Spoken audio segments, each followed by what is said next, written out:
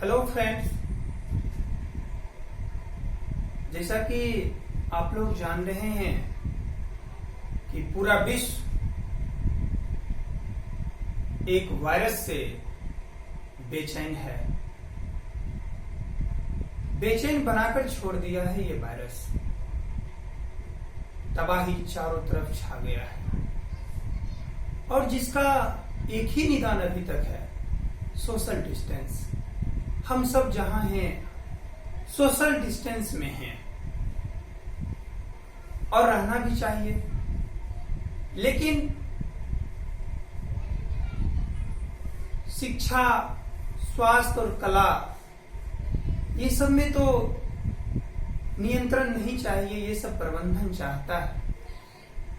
फिर भी मैं चाह रहा हूं कि मैं अपनी ज्ञान को, मैं अपनी वास्तविक ऊर्जा को आप सब के बीच दूं। एक शिक्षक होने के नाते जब तक विद्यार्थियों को दिल से पढ़ाएंगे नहीं, जब तक विद्यार्थी सामने में, चेहरों के सामने नहीं रहते हैं, तो पढ़ाने में कोई आत्मशलाघा नहीं मिलती है। अनहद तो खुशी तब होती है जब सामने विद्यार्थी बैठे रहे और उसको पढ़ा करके उसके चेहरों की चमक देख करके यह पता लग जाए कि वह मेरे वास्तविक ऊर्जा को ले पा रहे हैं या नहीं। लेकिन सुरक्षा पहले, सुरक्षा ही सही। हम जहां हैं, आप जहां हैं, सुरक्षित होकर रहिए। लेकिन मैं आज अपने YouTube के चैनल के माध्यम से आप सबके बीच, मेरे पास जो चम्मच, 2 चम्मच भर ज्ञान है, मैं अपने ज्ञान को आप तमाम विद्यार्थियों के बीच रखना चाहता हूं। और एक मेरी छोटी सी फरियाद है कि मेरे ज्ञान को, ऐसे तो मैं देख नहीं रहा हूं आप लोगों को, लेकिन एक छोटी सी फरियाद है कि मेरे ज्ञान को तू इस तरह से खींच लेना, इस तरह से खींच लेना कि ज्ञान के मामले में तू मुझे कंगाल बना देना और तेरे प्यार और मोहब्बत से आया हुआ धन से मैं धनवान बन जाऊं। मेरे प्यारे बच्चों, मैं आप पर विश्वास करके आज मैं अपनी ऊर्जा को खपत करने जा रहा हूं। एक छोटी सी मेरी प्रयास रहेगा और मैं आशा रखूंगा कि आप जहां हो, जिस रूप में हो, मेरे ज्ञान को, मुझ में जो भी चम्मच, 2 चम्मच का ज्ञान है, इस ज्ञान को जरूर लेना, अच्छाई को खींच लेना और बुराई को छोड़ देना। आप लोग संयमित रूप से रह करके एक नई शुरुआत करने जा रहा हूं। आप लोग अगर वीडियो देखेंगे, अच्छा लगेगा तो सब्सक्राइब करेंगे YouTube चैनल को, बेल बटन को दबाएंगे ताकि कल, आज के बाद आने वाले हर वीडियो आप बारीकी से देख सकें। तो सबसे पहले मैं शुरुआत करता हूं इंग्लिश से। एज ए इंग्लिश टीचर होने के नाते आप सबका स्वागत है शिवम इंग्लिश क्लासेस में, और मैं शुरुआत कर रहा हूं बेसिक कॉन्सेप्ट से। माय डियर स्टूडेंट, सबसे पहले आज की क्लास में मैं शुरुआत करने से पहले, कोई सिलेबस पढ़ाने से पहले, आज का क्लास मैं उन विद्यार्थियों के लिए यह दे रहा हूं बेसिक कॉन्सेप्ट के रूप में। हम जानते हैं कि आप सबको आता होगा, लेकिन मैं अपने तरीका से, अपने तरकीब से कुछ देना चाहता हूं। आप गौर से सुनेंगे और दिल से समझेंगे। आज मैं एक विश्वास के साथ आपसे जुड़ रहा हूं और मेरा विश्वास आपके हाथों में है। मैं आशा करूंगा कि आप जो भी देखेंगे, अगर उसमें कुछ ज्ञान वर्धक चीज होगा तो एक संजीवनी के भांति आप उसे जरूर से जरूर ग्रहण करेंगे। धन्यवाद। माय डियर स्टूडेंट, सबसे पहले हम शुरू करते हैं English.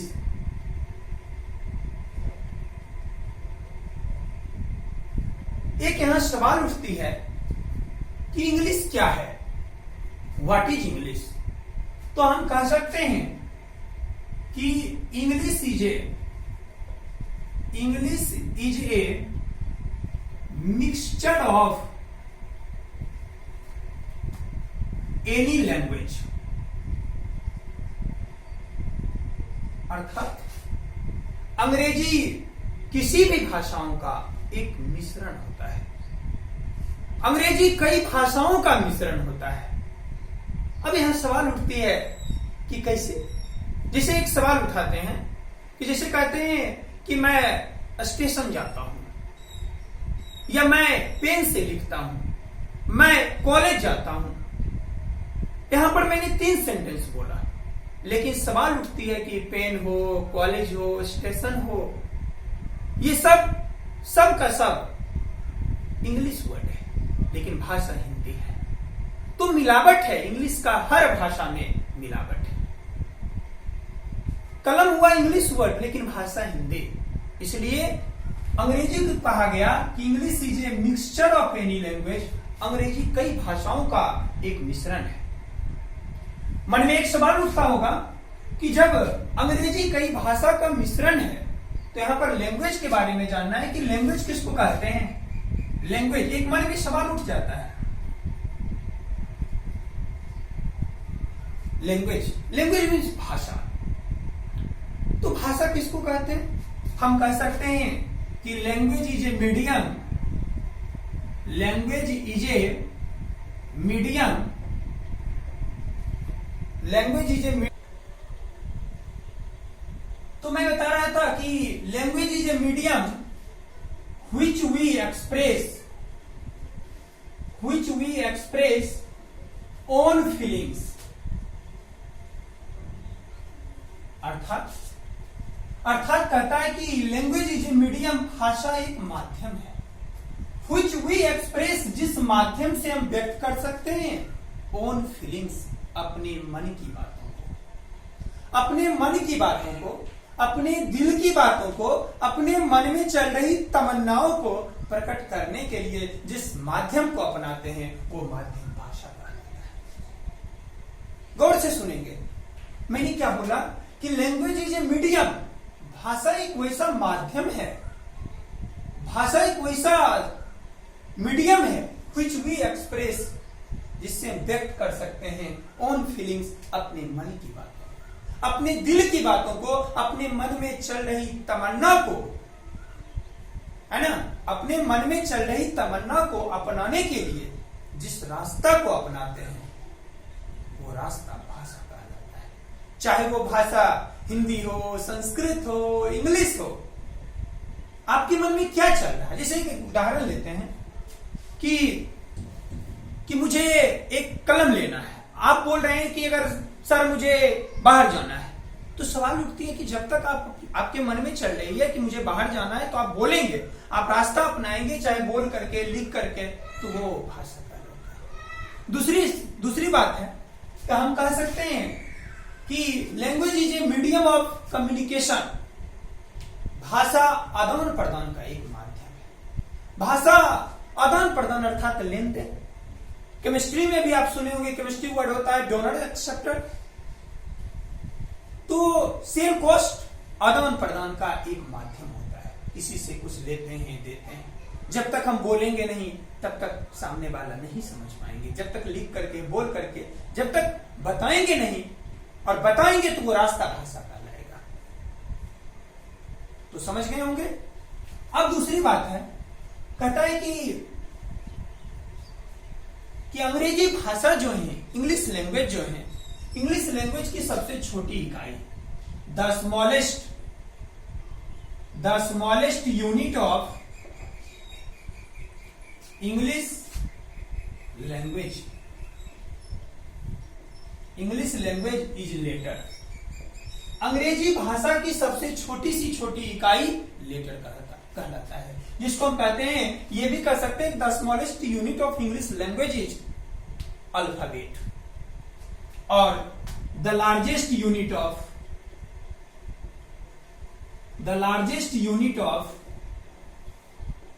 English language is sentence. The smallest unit of English language is letter and the largest unit of English language is sentence. But here arise a question. यहाँ सवाल उठती है कि तब सर लेटर किसको कहते हैं और सेंटेंस किसको कहते हैं? What is letter? अंग्रेजी भाषा की सबसे कोई पूछे कि इंग्लिश लैंग्वेज जो है इसकी सबसे छोटी से छोटी इकाई क्या कहलाता है, तो हम बता सकते हैं कि the smallest unit of English language is letter and 26 we also know that 26 letter in English alphabet. अंग्रेजी वर्णमाला में 26 लेटर होते हैं और लार्जेस्ट यूनिट सेंटेंस. तो यहाँ एक मन में सवाल उठती है कि लेटर किसको कहते हैं? Letter, what is letter? अक्सर बच्चे से पूछा जाता है कि लेटर किसको कहते हैं, तो ऐसे जेड को लेटर कहते हैं, वो ठीक है, लेकिन किसको कहते हैं थोड़ा स्टैंडर्ड फॉर्म में जानना है. हम कहेंगे कि letter is a symbol or character. Letter is a symbol or character that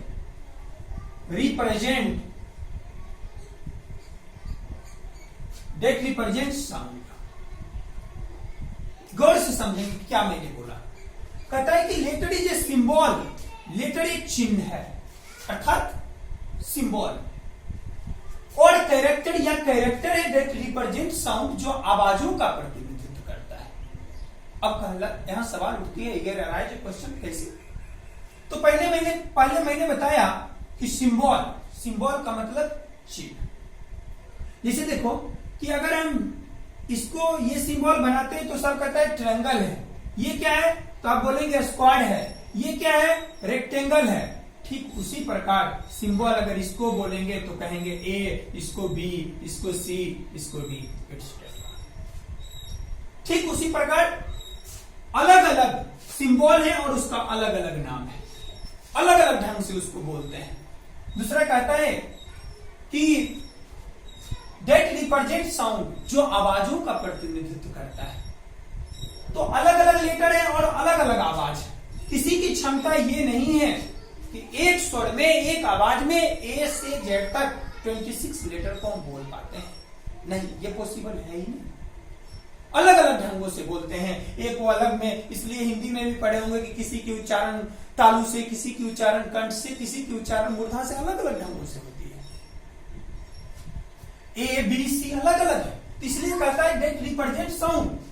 यानी इतना ही जानिए कि सारे के सारे लेटर को एक साउंड में नहीं बोल सकते हैं. किसी में ये जो लिप हैं, हम इस ढंग से अपने ढंग से समझना है आप लोगों को कि किसी लेटर को बोलने में ये जो लिप है, जो होठ है, होठ चिपक जाता है और किसी में खुला रह जाता है. तो अक्सर कहता है कि जब वोवेल बोलते हैं तो लिप को चिपकने की जरूरत नहीं होती है, होठ यूं खुला रह करके हो जाता है. जबकि कॉन्सोनेंट को बोलने में चिपकता है, चलता है ना. यानी एक लफ्जों में, एक ढंग में, एक स्वर में 26 लेटर को बोलना ये पॉसिबल नहीं है. दूसरा कहता है कि सबसे पहले सिंबल के बारे में बोले. दूसरा कहता है कैरेक्टर. अब कहता है अक्सर हम लोग नाटक उटक देखते हैं, ड्रामा देखते हैं, तो उसमें कैरेक्टर होता है. और कैरेक्टर सीधी सी बात जानना है कि यह इंग्लिश रूपी जो ड्रामा है उसमें 26 कैरेक्टर है, 26 कैरेक्टर है जो ए से जेड तक है, ए बी सी डी. अर्थात मान लिया जाए अगर अंग्रेजी भाषा एक ड्रामा है, अंग्रेजी इंग्लिश लैंग्वेज की ड्रामा को दिखलाने में केवल और केवल 26 लेटर की, 26 पात्रगण की जरूरत होती है, जो इस प्रकार है A B C D E F से जेड तक. चाहे वो वर्ड या सेंटेंस कितना से बड़ा क्यों ना हो. हम जानते हैं कि ऑक्सफोर्ड शायद अकॉर्डिंग टू माई सेंस, मेरे विचार से, कि ऑक्सफोर्ड का डिक्शनरी का सबसे बड़ा से बड़ा वर्ड है pneumonoultramicroscopicsilicovolcanoconiosis. इसमें भी मात्र 26 लेटर, इसमें भी 26 लेटर ही हैं, 27 नहीं है. मतलब 26 लेटर ए से जेड तक ही आते हैं, कोई नया उसमें जन्म नहीं लेता है. 26 लेटर का इसमें भी आंकड़ा रहता है. इसमें भी 26 पात्रहीन इस वर्ड में भी ड्रामा करता है. कितना से बड़ा वर्ड हो, सेंटेंस हो, चाहे आप कितना से बड़ा पैसेज देखते होंगे, हर में लेटर छब्बीस ही रहता है और सबका अलग अलग उच्चारण होता है, जो केवल और केवल आवाजों का प्रतिनिधित्व करता है। सब में अलग अलग आवाज होते हैं। इसके बाद लेटर से ऊपर जब हम इसकी चर्चा कर दिए, समझ गए होंगे आप लोग कि लेटर किसको कहते हैं। Letter is a symbol or character that represent sound, जो आवाजों का प्रतिनिधित्व करता है। आप सब जानते होंगे कि ए सीरीज ऑफ लेटर, यही लेटर का समूह, अरेंज इन सर्टेन ऑर्डर, जब ये सही क्रम में सजाया जाता है तो अल्फाबेट होता है। और अल्फाबेट, फिर अल्फाबेट के तीन भागों में बांटा गया, वोवेल, कॉन्सोनेंट और सेमी वोवेल। गौर से सुनेंगे। अक्सर बच्चे से पूछते हैं वोवेल किसको कहते हैं, सर ए ई आई ओ को वोवेल कहते हैं। वो ठीक है, लेकिन वो तो एक ढंग का उसका 5 उदाहरण है, एग्जाम्पल है।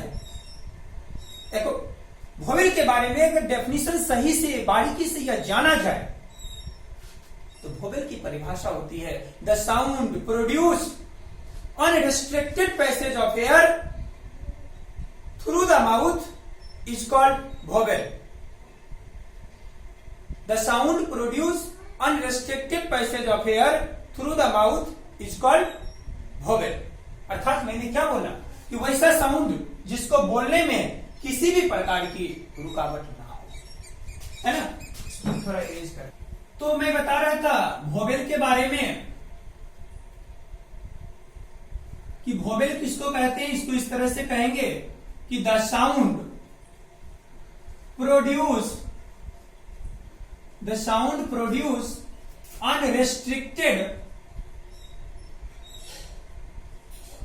अनरेस्ट्रिक्टेड पैसेज ऑफ एयर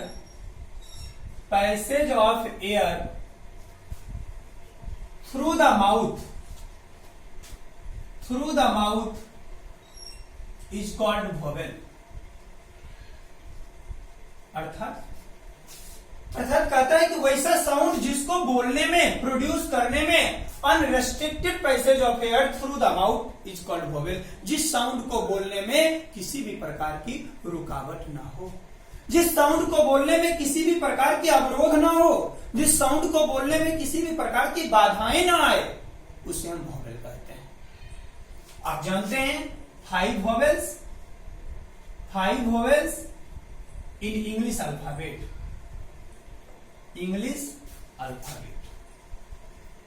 अंग्रेजी वर्णमाला में कितने वोवेल होते हैं? 5, जो कि इस प्रकार हैं ए, ई, आई, ओ, यू। और हिंदी में आप वोवेल का मतलब जान रहे हैं, स्वरवर, जिसको हिंदी में कहते हैं अ, आ, हर से गई, है ना। सिमिलरली जब हम कॉन्सोनेंट के बारे में जानते हैं, कॉन्सोनेंट किसको कहते हैं? कॉन्सोनेंट हम कहेंगे कि the sound produce restricted passage of air through the mouth is called consonant. जिस साउंड को बोलने में सिर्फ इतना ही चेंज है, इसमें रेस्ट्रिक्टेड है, इसमें अवरोध बाधाएं नहीं आती हैं, जबकि इसमें कॉन्सोनेंट में एक रुकावट आती है, एक बाधा आती है। सीधी सी बात है, साउंड प्रोड्यूस जब अनरेस्ट्रिक्टेड हट जाएगा, अन हट जाएगा, तो restricted passage of air through the mouth is called consonant. इसमें अर्थात सिंपल सी बात है कि कॉन्सोनेंट को बोलने में एक प्रकार की रिस्ट्रिक्शन होती है, एक प्रकार के अवरोध आती है, एक प्रकार की बाधाएं आती है कॉन्सोनेंट को बोलने में, जबकि वोवेल को बोलने में किसी भी प्रकार की अवरोध, किसी भी प्रकार की बाधा, किसी भी प्रकार की रोक नहीं होती है। यानी वोवेल 5 है अगर, तो सपोर्ट किसी की नहीं है, उसको किसी की सपोर्ट की जरूरत ही नहीं है। और जबकि कॉन्सोनेंट अगर 21 है तो वोवेल की मदद लेनी पड़ती है, वोवेल मदद करता है। जैसे हम बताते हैं, इसको कहेंगे कि the sound produce restricted passage of air